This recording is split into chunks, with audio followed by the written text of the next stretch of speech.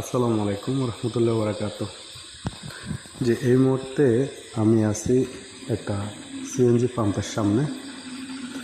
এখানে অনেকক্ষণ ধরে সিরিয়াল দিছি, পরবর্তীতে বিদ্যুৎ চলে গেছে। কোনো দুঃখ নেই, এই দেশের কালচারে হচ্ছে বিদ্যুৎ যাওয়া আসার যেটা ওইটা আমাদের ভাগ্যে লেখা। তো গাড়িও মোটামুটি কম আছে, যেহেতু একটু আগেই বিদ্যুৎ চলে গেছে। কিন্তু দুঃখের বিষয় হচ্ছে ভাই, এই যে ট্রাকগুলো দেখতেছেন, ট্রাকগুলা কিন্তু কোনো পণ্যবাহী না।